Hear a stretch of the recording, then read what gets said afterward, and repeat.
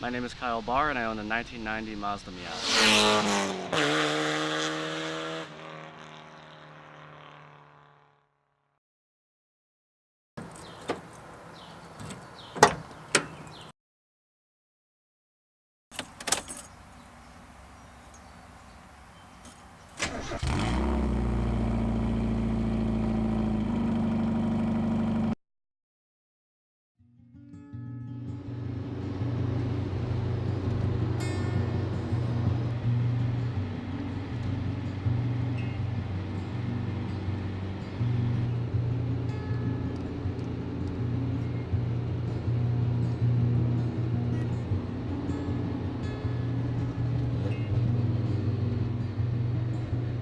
I first got the car back in August of 2015 with 102,000 miles.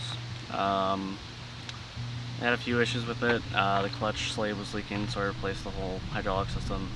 The shocks blown in the rear, so I replaced all of them. From then on, the car treated me really well. It has pretty good compression and everything. Everything is pretty good on it. And it was a good first car so far. One major thing I had to do was, when I was testing the compression one time, 2 spark plugs wouldn't come out, and me and my friend, we stripped the tops of the spark plugs so we couldn't get them out. Eventually we had to take the head off and have another friend of ours who's a mechanic drill them out from the other side, because we could have done it, but we didn't trust ourselves. So we had him do that, put it back together, and everything worked fine. It was one of the scariest moments of my life, because this is my only car. I spent so much money on it, and to know that it might just not start was not a good feeling.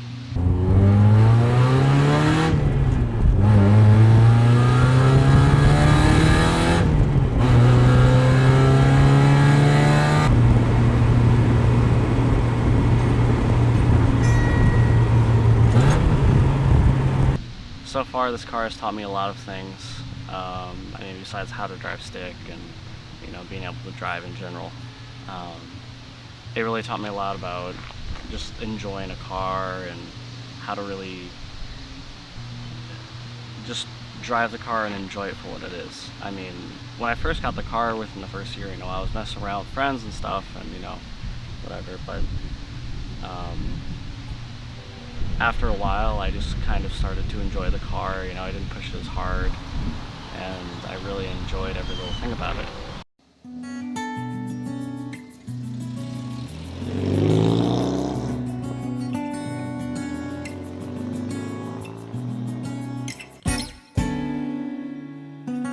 This is probably a biased statement, but I do think that the Miata is probably one of the best cars, because it's very well rounded. It's an easy starter car. The stock motor, you can do a fair bit too, but and there's not a lot you can go beyond, like 300 horsepower, unless you really spend a lot of money on it.